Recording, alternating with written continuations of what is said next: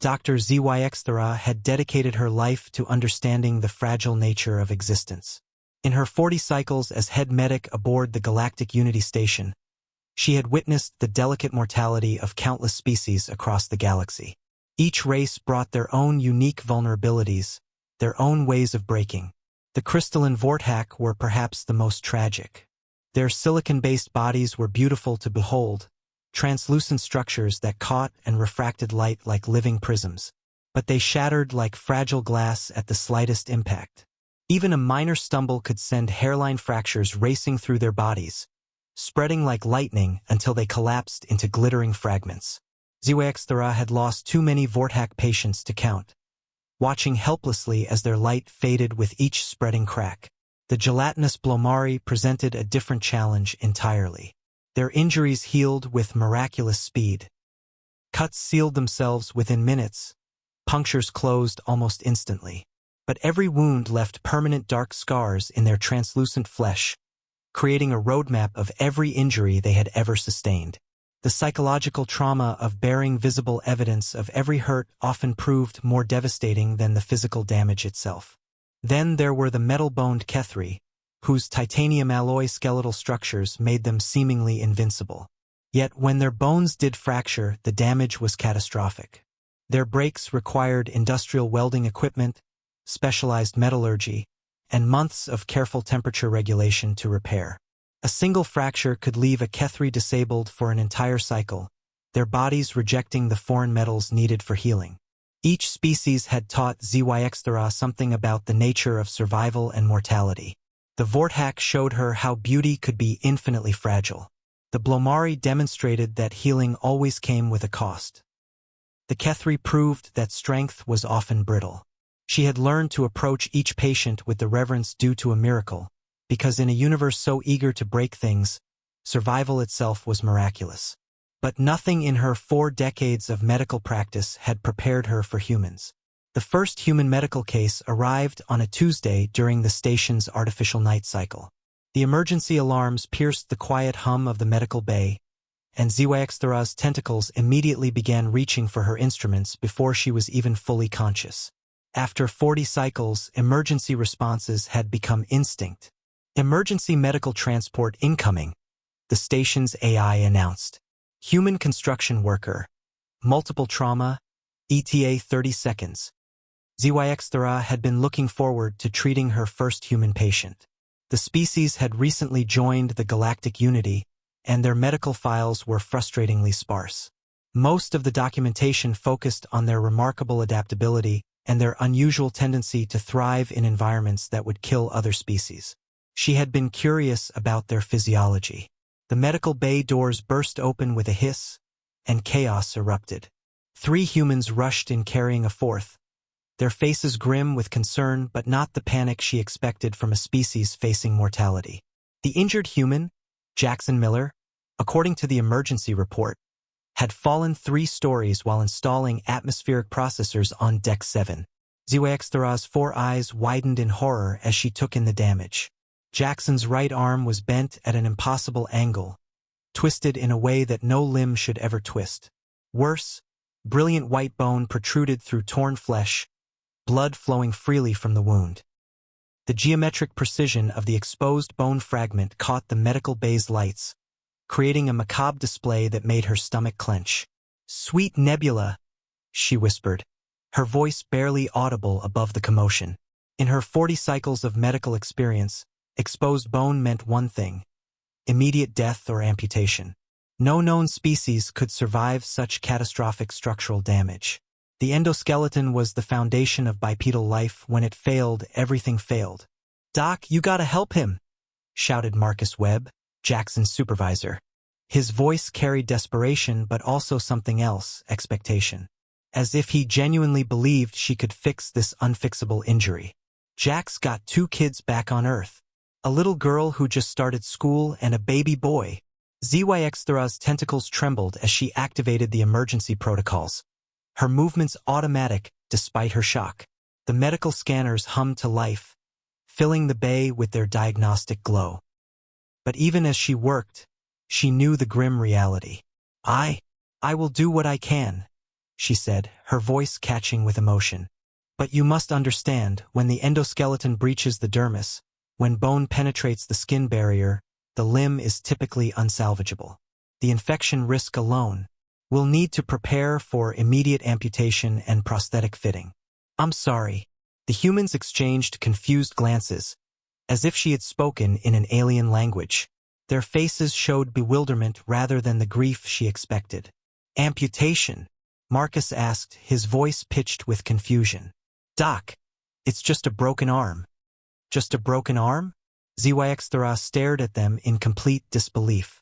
The casualness in their voices, the way they dismissed what should have been a mortal injury, suggested they didn't understand the severity of the situation. Perhaps humans dealt with impending death differently than her species. Perhaps they used denial as a coping mechanism. But looking at their faces, she saw something that chilled her to her core. They genuinely believed this was survivable. Following standard galactic medical protocol, ZYX began preparing for the amputation procedure. Her tentacles moved with practiced efficiency as she assembled the necessary instruments: bone saw, cauterization unit, nerve blockers, and prosthetic fitting equipment. Each tool had been used countless times on countless species, and each time it had meant saving a life by sacrificing a limb. The anesthesia field hummed to life around Jackson's body, designed to keep him unconscious during the traumatic procedure. ZYX had learned long ago that conscious amputation was too psychologically damaging for most species to endure. The Vorthack would literally shatter from the mental stress, their crystalline minds unable to process the concept of voluntary mutilation. The Blomari would dissolve into their constituent gel, their bodies rejecting the trauma. Even the hardy Kethri required deep sedation to prevent their neural networks from overloading. She had just activated the bone saw, its high-frequency vibrations capable of cutting through any known biological material, when the impossible happened. The human patient groaned and opened his eyes. "Hey, Doc," Jackson mumbled groggily, his voice thick but coherent. "How long before I can get back to work? The atmospheric processors on Deck 7 aren't going to install themselves." ZYX medical scanner clattered to the floor, its delicate sensors shattering on impact. Her 4 eyes blinked in rapid succession, a stress response that hadn't triggered in decades. The bone saw continued its ominous humming in her trembling tentacles. You're conscious?" she whispered, her voice barely audible above the medical equipment. But the bone trauma should have induced systemic shock and unconsciousness until death. The exposure of structural elements to atmosphere should have triggered complete system failure. Jackson blinked at her, processing her words with the slow deliberation of someone fighting off anesthesia. Death. He tried to sit up, wincing as the movement sent pain shooting through his damaged arm. "From a broken arm? Lady, I broke my leg worse than this playing football in high school. Compound fracture, bones sticking out about 2 inches. Coach said I'd be back on the field in 2 months. Worse than this." ZYX voice pitched into ultrasonic frequencies that made every piece of equipment in the medical bay vibrate in sympathy. Several diagnostic screens flickered and died. "You've survived multiple skeletal fractures? Multiple exposures of structural bone to atmospheric contamination." "Well, yeah," Jackson said, as if discussing the weather. "Most humans have broken something by the time they're adults. It's pretty normal. My sister broke her arm twice, same bone. My dad's broken ribs, fingers, toes. My mom cracked her skull when she was 16. Pretty standard stuff." Dr. ZYX world tilted on its axis. In 40 cycles of practicing medicine across dozens of species, she had never encountered a patient who could survive even one major bone break. The Vorthack died from hairline fractures that would barely register on human scales. The Blomari had no hard structures to break. Their bodies specifically evolved to avoid such catastrophic failure. The Kethri required emergency metallurgy and industrial repair procedures for the smallest crack in their titanium alloy bones. Yet here was a human casually discussing multiple skeletal failures as if they were minor inconveniences. "Please," she said weakly, setting down the bone saw with shaking tentacles. "Explain to me your species' bone repair process. How do How do you survive structural collapse? Marcus, who had been watching the exchange with growing confusion, shrugged as if the question was absurd. You set the bone, put it in a cast, wait 6 to 8 weeks. Good as new. Sometimes better than new, actually. Good as new. ZYX grabbed her medical texts with shaking tentacles, scrolling frantically through decades of accumulated knowledge.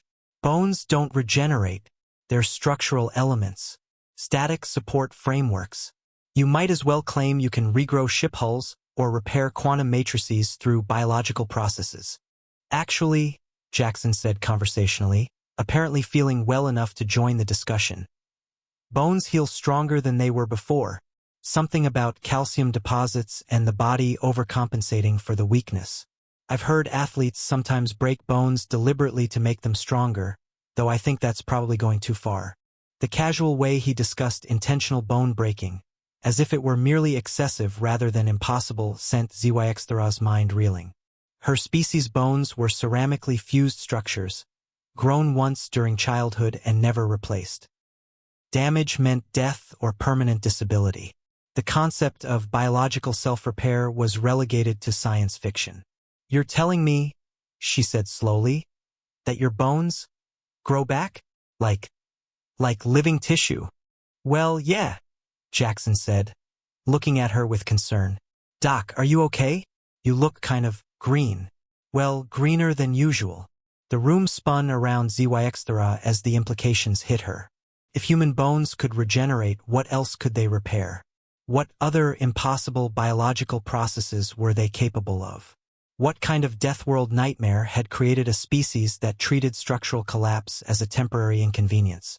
Her vision darkened around the edges as her consciousness fled from the impossible reality of human resilience. ZYX fainted. When ZYX regained consciousness, she found herself lying on the secondary medical bed, surrounded by concerned humans who should have been focused on their dying colleague. Jackson was still on the primary table, his arm still horrifically mangled with exposed bone gleaming under the medical lights. Yet he seemed more worried about her unconscious state than his own mortal injury. You okay, Doc? He asked, his voice genuinely concerned. You went down pretty hard there. Marcus caught you before you hit the floor, but you were out for almost 10 minutes. 10 minutes. She had been unconscious for 10 minutes while a patient lay dying. And yet Jackson appeared no worse for wear. His vital signs, according to the monitors she could see from her position, were stable. Not declining, not fluctuating wildly, just stable. As if massive bone trauma was merely an inconvenience rather than a death sentence. I need to research, she stammered, struggling to her feet despite the protests of the humans around her. Her tentacles shook as she rushed to her computer terminal, nearly knocking over medical equipment in her haste. This is impossible. This violates every principle of biology I've ever learned. Bones are dead mineral structures embedded in living tissue. They cannot regenerate any more than metal can regrow itself. Her primary workstation hummed to life, its screens displaying the familiar interface of the Galactic Medical Database. This repository contained medical knowledge from over 3,000 species across 400 star systems. If bone regeneration were possible, if any species had ever demonstrated such an ability, it would be documented here. Computer, search for bone regeneration across all known species, she commanded, her voice tight with desperation. The results were exactly what she expected. 0 matches. No species had ever demonstrated the ability to regrow skeletal structures. The very concept was considered theoretical at best, pure fantasy at worst. Computer, search for skeletal self-repair mechanisms. Again, nothing. Computer, search for living bone tissue. The database returned a single theoretical paper published 2 centuries ago by a mad Kethri scientist who had been subsequently stripped of his credentials for proposing such biological impossibilities. Her searches through the Galactic Medical Database confirmed her worst fears. Every known species treated bone damage as permanent, catastrophic injury. The Vorthack had developed entire philosophical movements around the acceptance of inevitable fracture. The Blomari had evolved specifically to avoid having hard structures that could break. The Kethri civilization was built around metallurgy and industrial repair techniques for their titanium alloy bones. "This can't be right," she whispered to herself. "Computer access human medical files. Emergency authorization ZY-X77 Alpha. Warning. Human medical data contains graphic content that may be disturbing to non-human medical personnel. Psychological counseling recommended before viewing. Continue." The warning gave her pause. In 40 cycles of medicine, she had never encountered a species whose medical files required psychological preparation to view. What horrors had human medicine discovered? "Yes, continue," she said, her voice barely steady. The files that opened made her question everything she thought she knew about the nature of life and death. X-rays filled her screen showing bones snapped completely in half, fragments scattered like shattered pottery. But then, impossibly, the same bones weeks later, perfectly healed, often with no visible trace of the former injury. She scrolled through case after case, each more disturbing than the last. Children's bones that had been shattered beyond recognition, somehow reconstructed into perfect skeletal structures. Elderly humans whose bones had been deliberately broken and reset multiple times. Athletes who had suffered fractures that should have ended their careers, only to return stronger than before. Most disturbing were the human medical procedures themselves. They deliberately rebroke bones that had healed incorrectly, a practice called refracturing that was performed on conscious patients. They cut into healthy bone tissue to harvest material for grafts, treating living bone like a renewable resource. They inserted metal rods and screws directly into living bone tissue, and the bone actually grew around these foreign objects, incorporating them into its structure.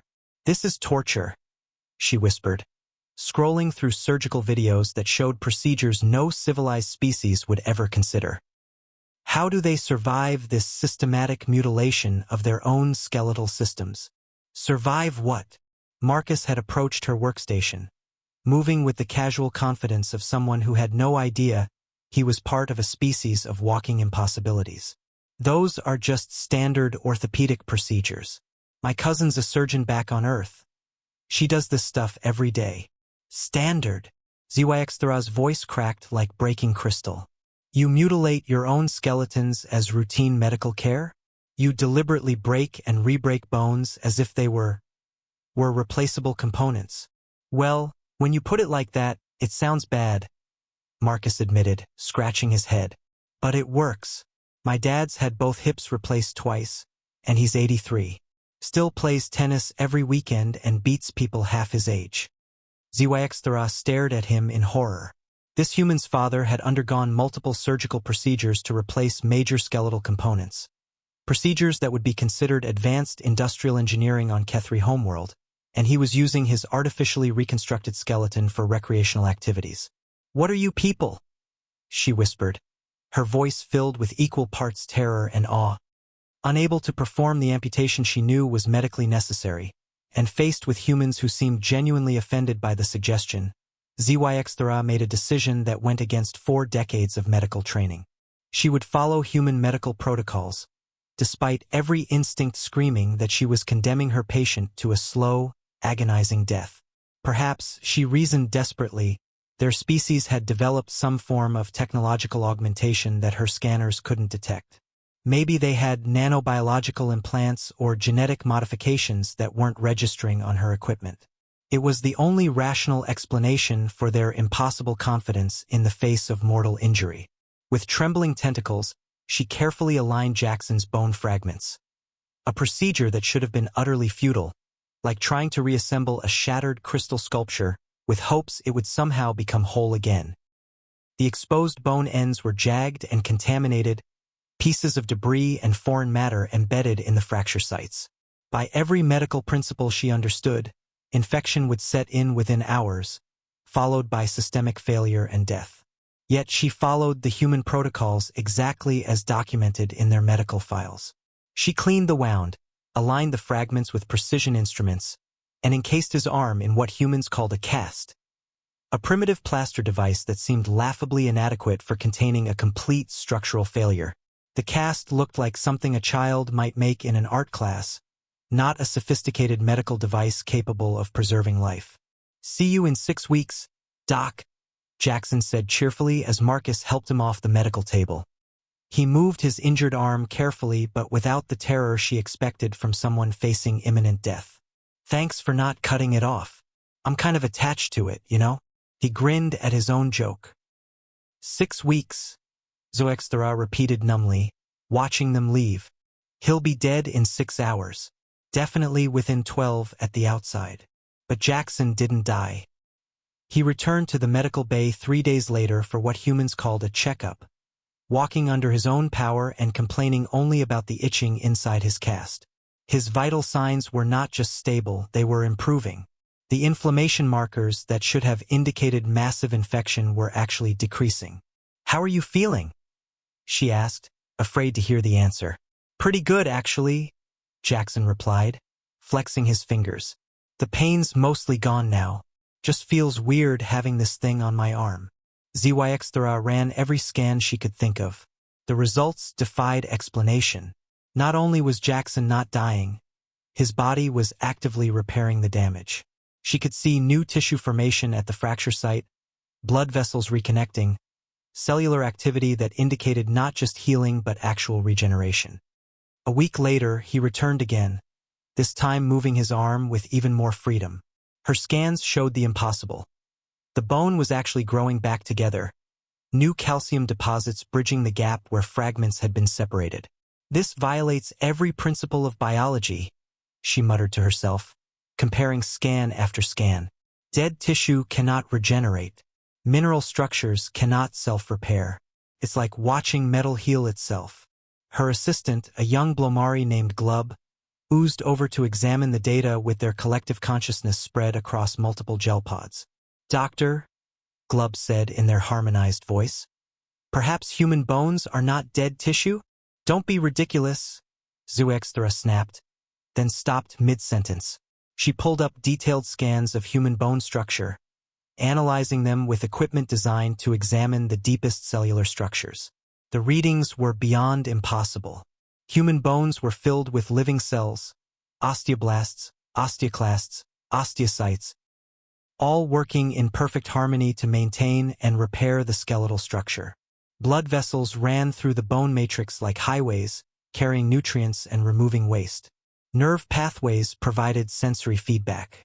The bones were constantly breaking down and rebuilding themselves in a process called remodeling that occurred throughout a human's entire lifetime. "Sweet nebula," she whispered, staring at the scans. "Their bones are alive, completely, actively alive." But that wasn't the most disturbing discovery. Human bones actually responded to stress by becoming stronger.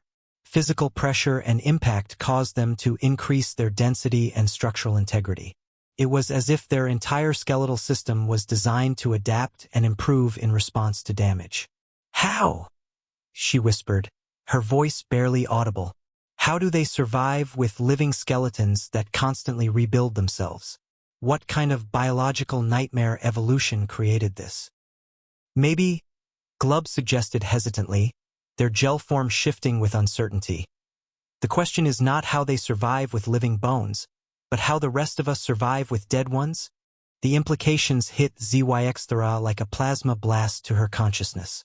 If human bones were alive, constantly repairing and strengthening themselves in response to damage, what did that say about overall human durability?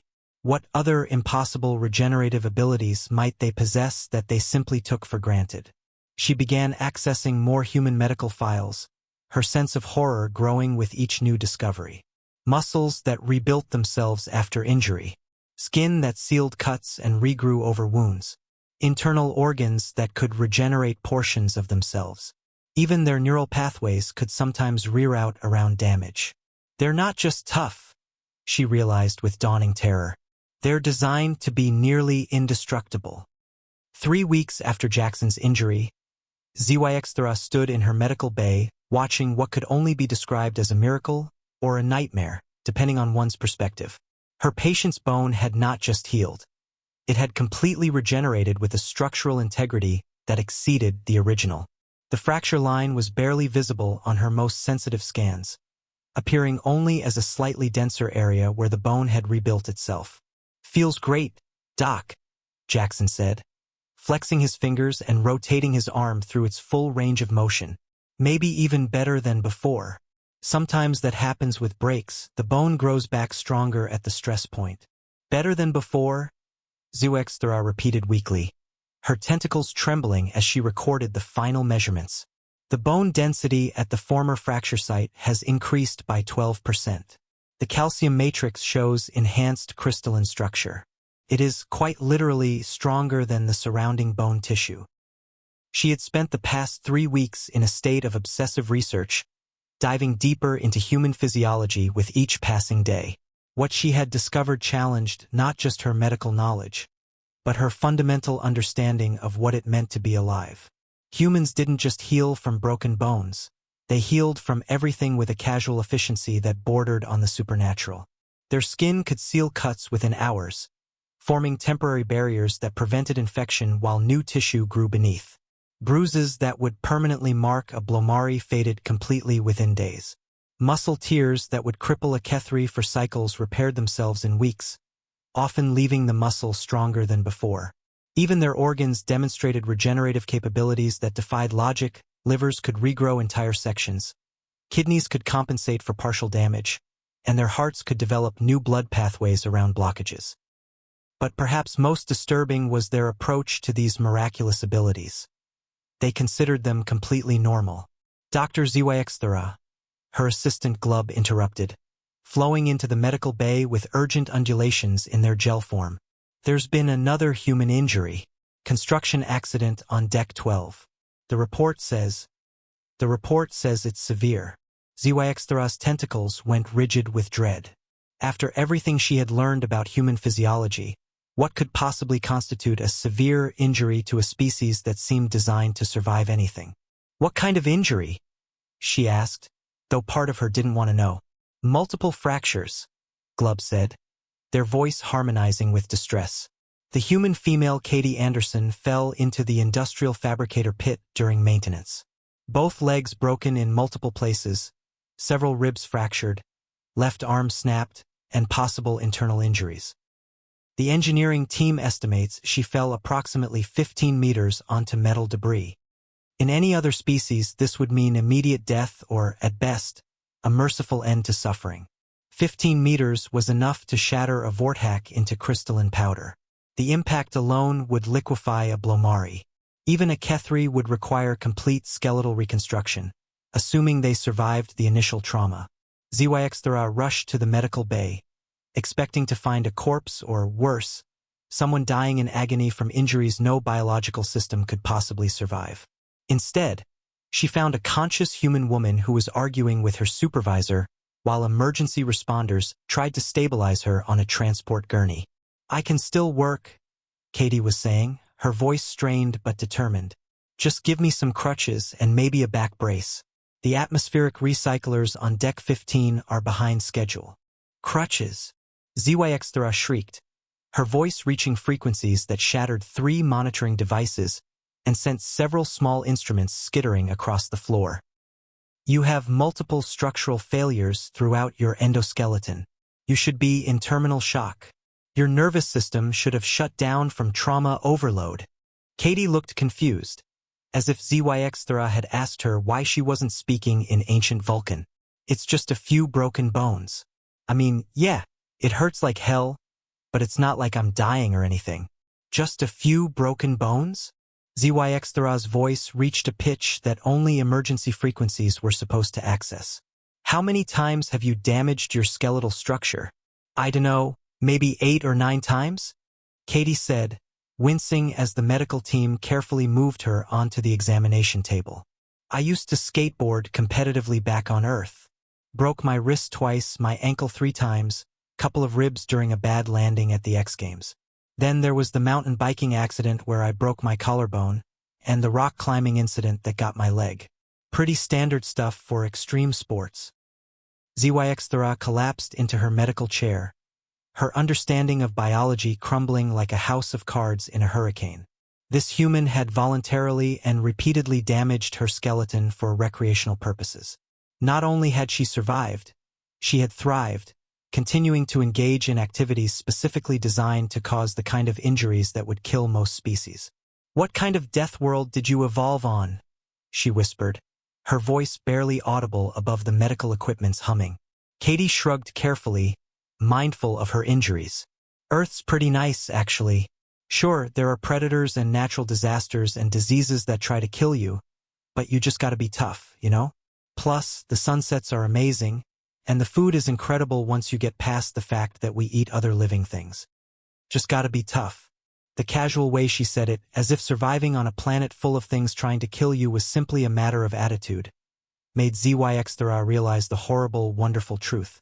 Humans didn't consider their regenerative abilities unusual because, to them, this was normal. This was simply what it meant to be human. They were living weapons disguised as people, and they had no idea how terrifying they were. Word of human bone regeneration spread through the medical community of the Galactic Unity Station like a viral outbreak, infecting every conversation with whispered rumors and growing dread. Dr. ZYX found herself at the epicenter of a scientific panic that threatened to shake the foundations of galactic medicine. Emergency medical conferences were called. Research protocols were abandoned. Senior physicians who had practiced for centuries found their most fundamental assumptions about biology crumbling like ancient parchment. The station's main medical amphitheater had never seen such a gathering. Representatives from every major medical institution in the sector had arrived via emergency transport. Crystalline Vortax specialists who rarely left their homeworlds controlled environments. Blomari collective consciousness healers whose gel forms pooled together in concerned clusters. Kethri metallurgical surgeons whose optical sensors clicked and whirred with agitation. "It's impossible," insisted Dr. Klickthar, the station's chief xenobiologist, his insectoid frame rigid with denial. His compound eyes reflected the light in fractal patterns of disbelief as he examined the medical files spread across the conference table. "No species in the known galaxy can survive skeletal damage of this magnitude. Our entire understanding of evolutionary biology is predicated on the immutable fragility of structural elements. I have 17 human patients who would disagree with your assessment," ZYX replied, her tentacles moving with nervous precision as she activated the holographic displays. "This one," she gestured to a three-dimensional image of Jackson's completely healed arm, "broke the same limb 3 times in his youth. This one," another image materialized, "shattered her skull in what they call a motorcycle accident and returned to full cognitive function within a month. And this one," she paused for dramatic effect, "has had surgical metal implants in his spine for 20 years and considers it routine maintenance." The assembled medical staff recoiled in horror as if she had displayed images of torture devices. Dr. Vrextal, a Kethri orthopedic specialist whose own titanium alloy bones gleamed through his translucent skin, examined the files with his primary optical sensors while his secondary arrays performed detailed analysis. "This transcends regeneration," he said, his voice modulated with frequencies of pure terror. "Their bones actually become stronger after damage. They're self-improving biological structures that adapt to stress. It's as if their entire skeletal system is designed to benefit from trauma." "That's not all," ZYX continued grimly, calling up additional files that made the gathering collectively gasp. "I've discovered they can also regenerate skin tissue, muscle fibers, organ portions, and even neural pathways. They consider scarring a minor cosmetic issue rather than permanent structural damage. Watch this."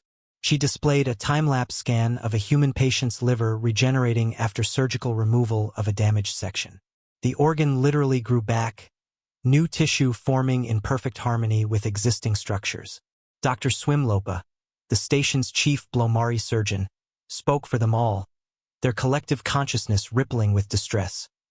"What kind of biological nightmares are we dealing with? How does a species evolve to treat catastrophic injury as temporary inconvenience?" The room fell silent except for the humming of medical equipment and the quiet clicking of Kethri optical systems processing the impossible data. Then, as if summoned by their fears, emergency alarms began blaring throughout the station. Red lights flashed in sequence patterns that indicated the highest level of danger. "Medical emergency, Deck 15, The station's AI announced in calm tones that contrasted sharply with the panic filling the amphitheater. Medical emergency, Deck 15. Armed intruders detected. Security breach in progress. Another human injury? Dr. Klickthar asked, his voice tight with dread. No, ZYXthra said, checking the emergency report on her portable scanner. Her tentacles went pale as she read the details. Pirate attack. Armed raiders have boarded the station. 17 hostiles with military-grade weapons. They've taken control of the primary docking bay and are advancing toward the residential sections. The medical staff began preparing for the inevitable casualties. Their movements automatic despite their current crisis of understanding. Emergency protocols activated. Surgical bays came online. Blood substitutes were prepared for multiple species. But ZYXthra found herself wondering about something else entirely. After everything she had learned about human physiology, after witnessing their impossible resilience and casual approach to injury, what would happen when well-armed pirates encountered humans? The answer came 23 minutes later when Marcus Webb walked casually into the medical amphitheater, covered in cuts and bruises that would have hospitalized most species, escorting 3 bound and unconscious pirates like a shepherd leading particularly docile livestock. "Hey, Doc," he said to ZYXthra, nodding politely to the assembled medical staff as if he weren't dripping blood onto their sterile floors. "Got these guys for security. Station's secure now. Also, do you have any bandages? I think I might have cracked a rib during the scuffle." The amphitheater fell into absolute silence. 17 armed pirates. Military-grade weapons. A threat that should have required the station's entire security force to handle. You fought off 17 armed pirates? With a cracked rib? ZYXthra asked, her voice barely a whisper. "Well, it wasn't cracked when I started fighting them," Marcus replied reasonably, wincing slightly as he moved. "But you know how it is. Sometimes things get a little rough when people are shooting at you." Dr. Klikthar's compound eyes went completely dark as his consciousness temporarily shut down from shock. Several Blomari pooled into protective clusters. The Kethri specialist's optical systems sparked with overload. "What?" Dr. Swimlopa asked in a voice barely above a whisper. "What are you people?" In the aftermath of the pirate attack, ZYXthra finally understood the truth about humans. They weren't just resilient, they were weapons disguised as people. She found Jackson and Katie in the station's observation lounge. Both recovered from their injuries, sharing stories about their homeworld. "Doctor," Jackson called out, "come join us. We were just telling Katie about your research into human medicine." ZYXthra approached cautiously. "I must ask you something. Your species treats bone fractures as minor injuries. You fight off armed attackers while injured. You voluntarily damage yourselves for recreation. What kind of world creates such beings?" Katie and Jackson exchanged glances. "Earth's not that bad," Katie said. "Sure, there's gravity that can kill you if you fall wrong. Whether that can freeze or cook you, animals that want to eat you, diseases that can kill you, natural disasters, radiation from space, and other humans," Jackson added helpfully. "We're probably the most dangerous thing on the planet. But humans adapted," Katie continued. "We got tougher. Our bones got stronger. Our healing got faster. We learned to fix what breaks and keep going." ZYXthra realized the horrible truth. Humans weren't just from a death world. They were the apex product of a death world. Everything that would kill other species had only made them stronger. "Your entire species is designed to survive damage," she said with growing understanding. "You're not fragile like us. You're practically indestructible." "Nah," Jackson said with a grin. "We're just stubborn. When something breaks, we fix it. When something hurts, we heal it. When something tries to kill us, we kill it back. We learned a long time ago that the universe is trying to kill everything," Katie added. "The trick is being too tough to die." ZYXthra looked at these two humans, these impossible, regenerating, self-repairing beings, and felt a mix of terror and admiration. They had no idea how extraordinary they were. To them, surviving was just what you did. I need to update the medical database, she said finally. Other doctors need to know about human physiology. Good idea, Jackson said. Oh, and Doc? Thanks for not cutting my arm off. You're welcome, ZYXthra replied, though she wasn't sure if she was grateful or terrified that she'd learned the truth about human resilience. As she walked back to her medical bay, she made a mental note. Never, ever threaten a human's friends or family. A species that could regenerate from skeletal damage and considered pirate attacks a minor inconvenience was not something you wanted as an enemy. But as allies, perhaps the galaxy had finally found its guardians. Author's note. This story explores the classic HFY theme of humans being surprisingly resilient compared to other species, focusing specifically on our ability to heal from bone fractures, something we take for granted but would seem miraculous to species with more fragile skeletal systems.